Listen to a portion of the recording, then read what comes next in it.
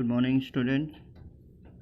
आज हम लोग बात करेंगे क्लास 8 में हिस्ट्री में फर्स्ट चैप्टर का सेकंड पार्ट। ठीक है, British Raj and Indian history, इन दोनों में क्या रिलेशन है, क्योंकि हम लोग एंड मॉडर्न पीरियड में हम लोग यही पढ़ेंगे, ब्रिटिश और इंडियन रिलेशन या पोर्टुगीज या और भी जितने भी यूरोपियन हैं उसके रिलेशन के बारे में। तो हम लोग पहले जानेंगे इसमें British Raj and Indian history के बारे में।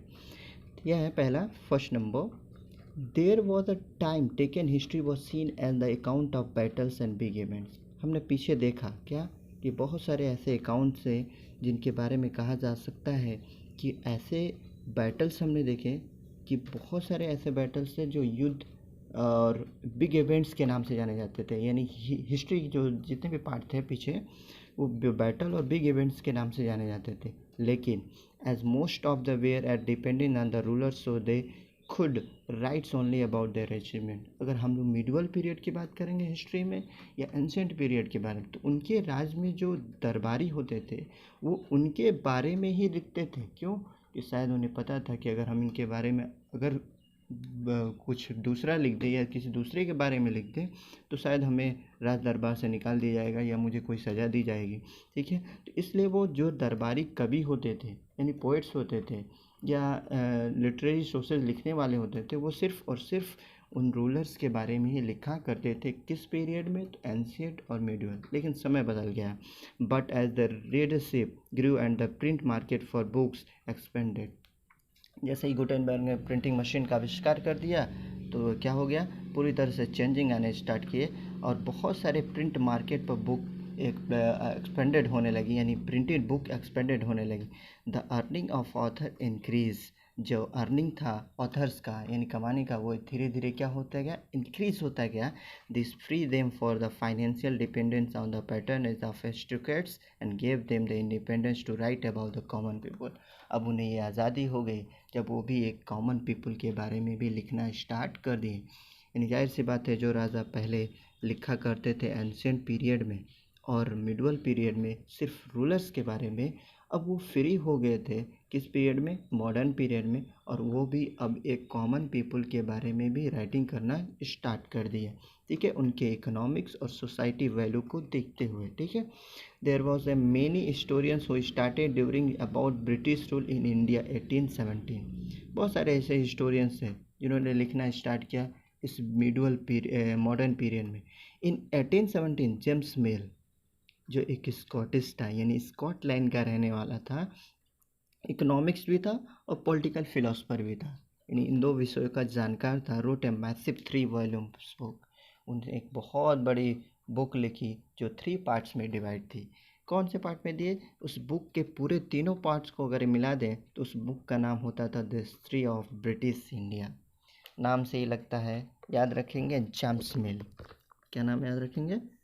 जेम्स मिल। ठीक है, ये याद रखेंगे। और इनकी किताब का जो नाम है, इस किताब का नाम हम लोग याद रखेंगे, क्या चीज़ दिया है यहाँ पर? The history of British India, ये याद रखेंगे। ठीक है, the history of British India.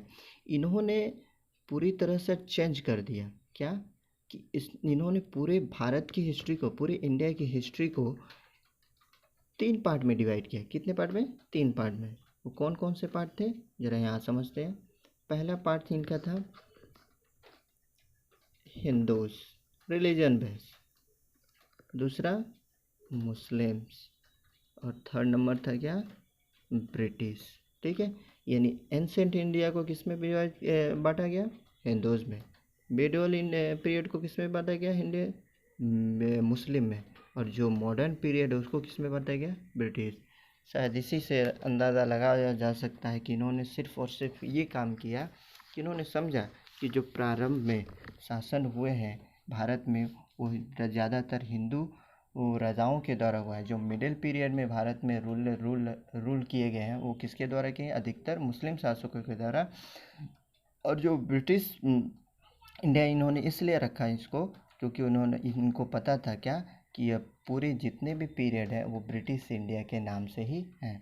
लेकिन इनकी एक रिलीजन बेस्ड इनसे माइंड सेटर को दिखाता है, इसलिए इनकी इस पूरे कॉन्सेप्ट को डिक्लेयर कर दिया गया, इसको पूरा तरह से रद्द कर दिया गया। ठीक है, यह mail set of the display of history, character, religion, literature, arts and law of India, also explaining the influence of Indian climate. इन्होंने सिर्फ उसमें मोनूमेंटल वर्क को भी रखा ब्रिटिश के, और ये भी रखा James mill set of the display history, character, यानी हिस्ट्री के बारे में भी, कैरेक्टर और रिलीजन, लिटरेचर कैसा था ब्रिटिश कॉल में। ठीक है, और आर्ट्स एंड लॉज, और कानून कैसे चलते थे, कला कैसे होती थी। ठीक है, इंडिया में आल्सो एक्सप्लेनिंग, और ये भी लिखा कि इंडिया की क्लाइमेट उस समय कैसी रहती थी। ठीक है, यानी ब्रिटिश इंडिया के बारे में इन्होंने लिखा। From the historical perspective, mills tells the story of the England and later British acquisition end of wide territories of India, यानी ऐसे क्षेत्रों का वर्णन किया जहाँ पर ब्रिटिश का शासन था। ठीक है ना, इसका मतलब ये है कि उन्होंने सिर्फ उसी चीज़ को देखा जहाँ पर ब्रिटिश रहते थे। ठीक है, और उनके बारे में डिटेल्स में लिख दिया। ठीक है, he severely criticized those involved in the conquest. In his book, he illuminated the harmful effect of the commercial monopolies such as that of East India Company. In east India company के बारे में बुराइयां भी लिखी, उनके बारे में क्या कमियां हैं उसके बारे में भी इन्होंने लिखा। Another important feature of his book is that not painted memorable portraits of Robert Clive. इन्होंने वो सारी चीज़ें नहीं लिखी जो रॉबर्ट क्लाइव में एक बहुत ही महत्वपूर्ण भूमिका में किया था उसको, यानी जो गवर्नर थे ब्रिटिश इंडिया के उस समय के, उसके बारे में भी ज़्यादा नहीं लिखा। वॉरेन हेस्टिंग के बारे में और अदर जितने भी लीडिंग प्लेयर थे ब्रिटिश इंडिया में, उनके बारे में भी बहुत ज़्यादा नहीं लिखा। Nor of his famous battle run by the many others, और जो भी ब्रिटिशियंस या हिस्टोरियंस ने लड़ाइयाँ लड़ी थी उनके बारे में भी इन्होंने अच्छे से डिस्क्राइब नहीं किया। ठीक है, ये इस बुक की कमियाँ हैं। ठीक है, despite the Mill had never been in his work had a profound effect on the British system of governing the country, did ill official connection with India, with the conceptual that the all Asian society were at a lower level civilization, that the Europeans was not acceptable to most of the Indian people. ठीक है, इसका मतलब यह है कि Europeans ने इसको थोड़ा सा भी वो किया, एक्सेप्ट किया, most of the Indian people, और कुछ अधिकतर जितने भी पीपल्स थे उन्होंने भी इसको एक्सेप्ट किया, लेकिन बहुत सारे ऐसे लोग थे जिन्होंने इस बुक को एक्सेप्ट नहीं किया। कहा जा सकता है कि इसके फैक्ट थे, इस बुक के जो कमियां थी उसके बारे में इन्होंने सिर्फ कॉमन पीपल को ध्यान दिया, उनके कल्चर के बारे में ध्यान दिया, उनकी सोसाइटी कैसी थी उसके बारे में। इन्होंने ना वॉरेन हेस्टिंग, रॉबर्ट क्लाइव जो महान महान गवर्नर थे उस समय के, उनके बारे में भी ज़्यादा नहीं लिखा। इसलिए कहा जा सकता है कि बुक पूरी तरह से एशियन सोसाइटी के लोअर लेवल को दर्शाती है, यानी उस लोअर लेवल सिविलाइजेशन को दर्शाती है, शो करती है। दूसरा हम लोग ये पढ़ेंगे इसमें मैपिंग ऑफ इंडिया। दूसरा कौन सा मैपिंग ऑफ इंडिया के बारे में समझेंगे। James Rennell, the father of geography, India was asked by the Robert Clive to produce a map Hindustan. ठीक है, रॉबर्ट क्लाइव ने उनको आमंत्रित किया कि आप आइए और इंडिया का मैप बनाइए। ठीक है ना, किसका, तो हिंदुस्तान का। James Rennell was the expert, कहा जाता है कि James Rennell father of Indian geography है, क्योंकि सबसे पहले इन्होंने स्टार्ट किया क्या, मैपिंग करना भारत में। ठीक है, ठीक है, James Rennell was an expert in surveys and hydrography. इसका मतलब है वो बहुत बड़े जानकार थे एक सर्वे के। ठीक है, यानी सर्वेक्षण करने में, और हाइड्रोग्राफी के, यानी जो जल वाला, हाइड्रो का मतलब होता है वाटर्स, वाटर पर्सपेक्टिव के हिसाब से जो अध्ययन किया जाता है, स्टडी किया जाता है, उसमें एक्सपर्ट थे।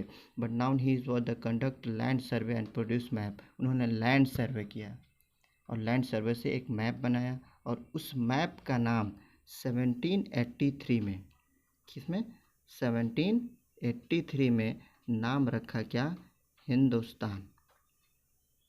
हिंदुस्तान, उस मैप का नाम याद रखेंगे। 2 पॉइंट इसमें याद रखेंगे हम लोग कि फादर ऑफ इंडियन ज्योग्राफी कौन है, जेम्स रिनेल। इन्होंने एक सर्वे किया और उस सर्वे में सिर्फ उस लैंड को लिया जो ब्रिटिश इंडिया में थे, और इन्होंने एक हेल्प भी लिया कि उन्होंने अबुल फजल के द्वारा जो लिखी गई आईने अकबरी है, उसमें अकबर के शासनकाल में जो बंटवारा किया गया था, अकबर के शासनकाल में जो बंटवारा किया गया था जिलों में, जैसे अकबर के शासनकाल में 3 बंटवारे थे। ठीक है, पहला था सूबा, पहला सूबा, इसको आज हम लोग स्टेट के नाम से जानेंगे। क्या जानेंगे? स्टेट। ठीक है, आज के दौर में स्टेट, प्रेजेंट टाइम में सुबह को स्टेट बोला जाता है। ठीक है, अकबर के ज़माने में सुबह बोला जाता है। दूसरा आता था तुम्हारा सरकार। दूसरा सरकार, इसको हम लोग जानते हैं आज के दौर में डिस्ट्रिक्ट। ठीक है, और आगे नेक्स्ट आता है परगना। परगना, ठीक है, इसको आज हम लोग जानते हैं a group of village. Civics में हम लोग पढ़ेंगे ग्रुप ऑफ विलेज को क्या बोला जाता है? जिला पंचायत। ठीक है, तो आज हम लोग इसको जिला पंचायत के नाम से जानते हैं, यानी ऑफ विलेज।